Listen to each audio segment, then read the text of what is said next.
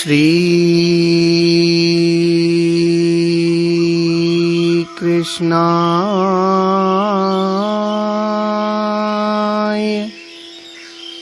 वासुदेवाय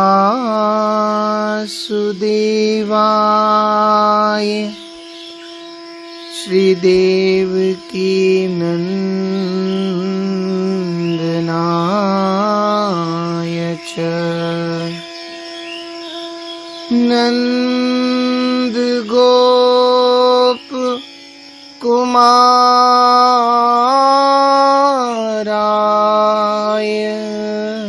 श्री गोविंदाय नमो नमः। भक्ति भक्त भगवंत गुरु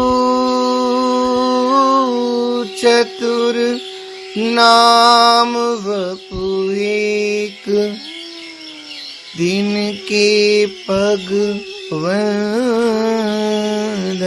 किए नासहि विघ्न अनेक। मेरी भव बाधा हरौ श्री राधा नागर दोय जातन की झाई परे श्याम हरित द्युति होय। बंदौ गुरुपद कंज कृपा सिंधु नर रूप हरि महामोहतम पुंज जासु बचन रवि कर निकर। सब संतन निर्णय कियो मति श्रुति पुराण इतिहास भजवे को द्वैही सुघर के हरि दास। जय श्री कृष्ण।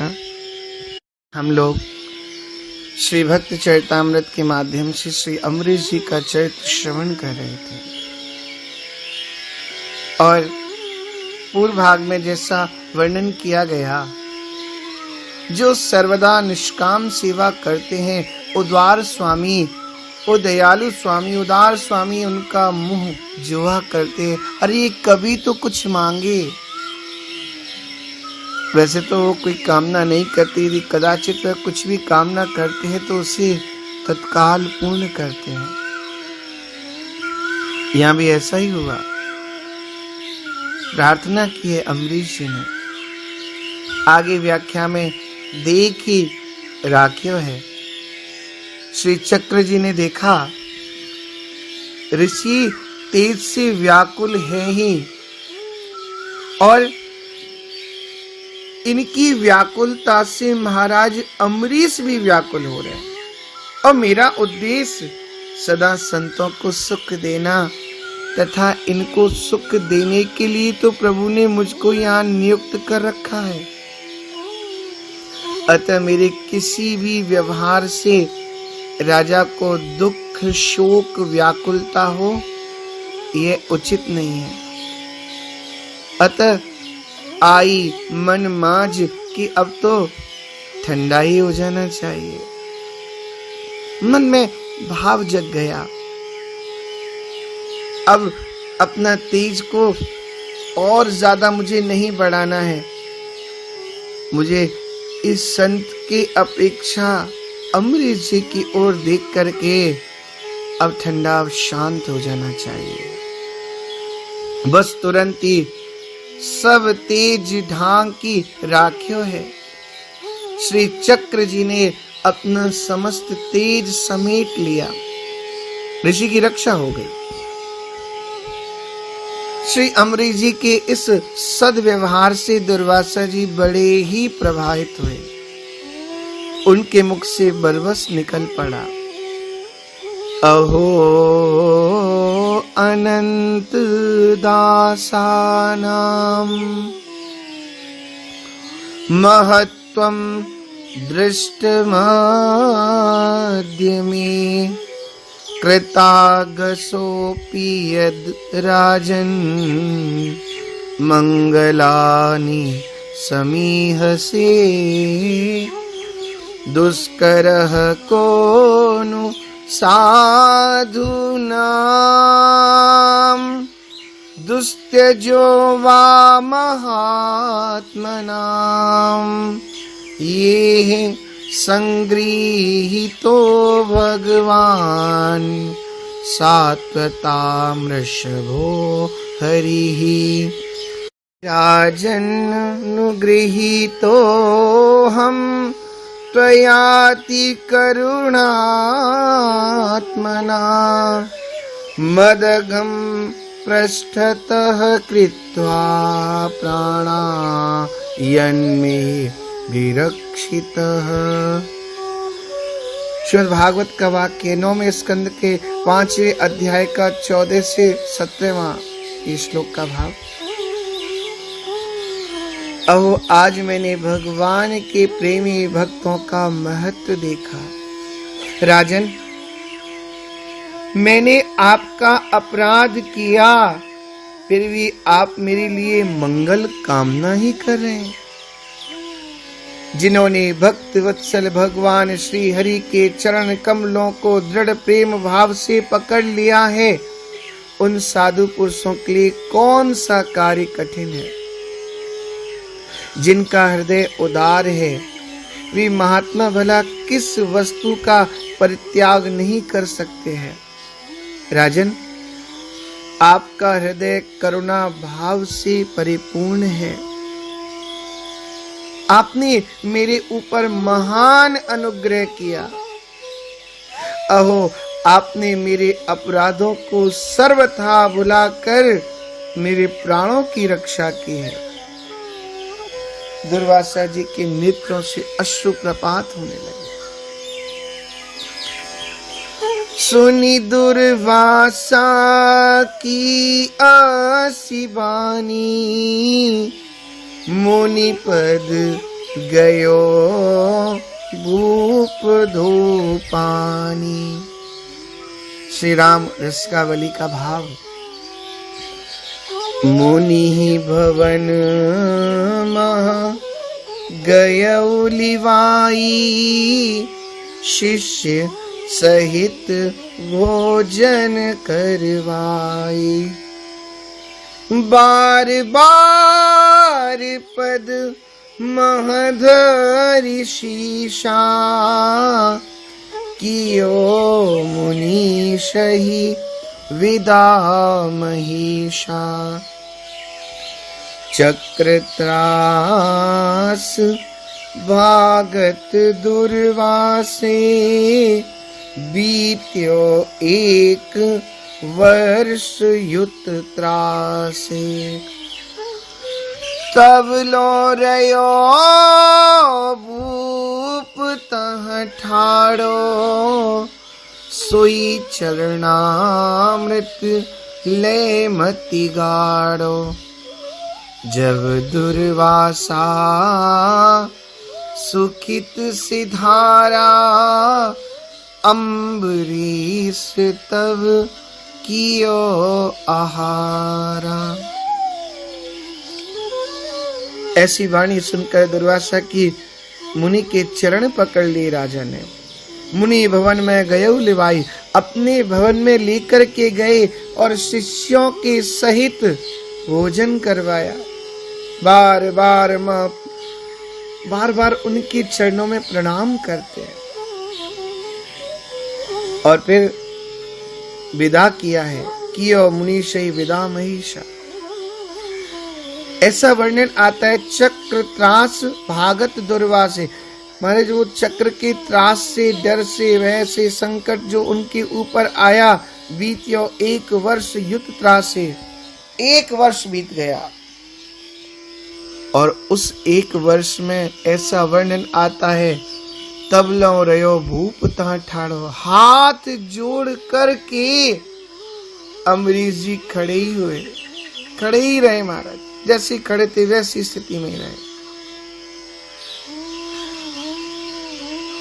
और जब दुर्वासा जी ने प्रस्थान किया, जब दुर्वासा सुकित सिधारा, अम्बरीश तब कियो आहारा, तब जाकर के प्रसाद पाया। वर्णन आया है, वैसे तो अम्बरीश जी के शरणागत होने से दुर्वासा जी की प्राण रक्षा हो गई, परंतु उनके मन का अमर्ष गया नहीं, कारण कि चक्र ने बहुत पीछा किया था, अतः उनकी पीठ झुलस गई थी। नयो तेज चक्र चून किए डारे हैं, खरो तन जारे हैं, ये वर्णन आया है। शरीर भस्म तो नहीं हुआ, परंतु गर्मी अधिक बढ़ गई, जिसे शांत करने के लिए इन्हें उत्तराखंड जाना पड़ा। उसी अमर्ष में भर करके इन्होंने दीर्घ काल तक कठोर तप करके भगवान को प्रसन्न किया। श्री ठाकुर जी ने जब इनको दर्शन दिया तो वर मांगने को कहा। इन्होंने ये वर मांगा कि अम्बरीश जी मुक्त होने के लिए साधन कर रहे हैं, तो उनको मुक्त होने की बजाय 10,000 बार जन्म लेना पड़े। ठाकुर जी भीतर से बड़े नाराज हुए और बोले, मुने, मैंने आपको वर देने का वचन दिया है, अतः यद्यपि आप जो मांग रहे हैं वह बड़ा ही अनुचित है, परंतु मैं उसे इस प्रकार पूर्ण करूंगा कि अम्बरीश जी तो मुक्त होंगे, उनकी जगह पर मैं स्वयं 10 बार जन्म लूंगा और भक्त का 1000 जन्म और मेरा 1 जन्म बराबर है, उनका 1000 और मेरा 1। अतः भगवान ने अम्बरीश जी के लिए दशावतार धारण किया। जाको नाम लिए छूटत भव, जन्म मरण दुख भार, अम्बरीश हित लागी कृपा निधि, सोई जन्म्यो 10 बार। अम्बरीश हित लागी कृपा निधि, सोई जन्म्यो 10 बार। 10 बार जन्म लेकर के आए। ऐसी ठाकुर जी की महिमा। वरदान मांगा दुर्वासा जी ने, पर वह उनको अनुचित लगा। उस अनुचित को अपने लिए उन्होंने रखा और भक्त के लिए तो उचित ही किया। उनको कष्ट ना हो जाए कि 10,000 बार जन्म लेना पड़े, उसकी जगह स्वयं प्रभु दशावतार धारण करके आए। आगे एक नृपसुता सुने, अम्बरीश भक्ति भाव, भयो ही ये भाव ऐसो वर कर लीजिए। पिता सो निशंक हुए के, कही पति कियो में ही, विनय मान मेरी वेग चिट्ठी लिख दीजिए। पाती लेके चलो विप्र, क्षिप्र वही पुरी गयो, नयो चाव जान्यो ए पे कैसे तिया दीजिए। कहो तुम जाए रानी बैठी, सत आए मोको, बोलियो न सुहाए प्रभु सेवा माज भीजिए। भावार्थ, राजा अम्बरीश के भक्ति भाव की प्रशंसा सुनकर एक राजा की लड़की के मन में यह भाव आया, इसी राजा के साथ विवाह करना चाहिए। यह निश्चय करके उसने बिना किसी संकोच के अपने पिता से कह दिया, आप मेरी प्रार्थना मानकर राजा अम्बरीश को शीघ्र एक पत्र लिख दीजिए, मैं उनके साथ अपना विवाह करना चाहती हूँ। पिता ने पत्र लिखकर एक ब्राह्मण को दिया। वह पत्र लेकर राजा अम्बरीश की पुरी में गया। राजा को पत्र दे दिया। उसे पढ़कर राजा ने कहा, मैंने राजकन्या की नवीन लालसा को समझ लिया, पर मैं उसे अपनी स्त्री कैसे बनाऊं, क्योंकि मेरे राजमहल में मेरी 100 रानियां बैठी हैं और उनसे बोलना भी मुझे अच्छा नहीं लगता है। मैं तो दिन रात भगवान की सेवा में ही लगा रहता हूँ। हे विप्रदेव, मेरी यह बात आप उस राजकन्या से जाकर कह दीजिए। व्याख्या संत करते हैं, एक नृपसुता मिथिला प्रांत के एक राजा राम मोहन की पुत्री, जिसका नाम सुबुद्धिनी था। सुनी भावपूर्व में कहा जा चुका है, इनकी भक्ति की सर्वत्र चर्चा चलती थी। राजा अम्बरीश की सर्वत्र लोग अम्बरीश की चर्चा करते थे। इसी से तो दुर्वासा जी भी परीक्षा लेने आ गए थे। तो राजा के यहाँ भी वो चर्चा हुई। राजा राम मोहन के यहाँ जब चर्चा चलती रहती थी तो राजकुमारी ने सुन लिया और अन्य संबंध सूत्रों से भी जानकारी की। पुनः दुर्वासा जी के प्रसंग से अम्बरीश जी की अति प्रसिद्धि हो चुकी थी। तो श्री दुर्वासा जी ने एक तरह से त्रैलोक्य में महाराज अम्बरीश की भक्ति की पताका फहरा दी। श्री नारद जी तो ऐसे प्रसंगों के प्रचारक हैं ही। उन्होंने भी खूब प्रचार किया। अच्छा, प्रचारक होने के साथ साथ वो कौतुकी भी है।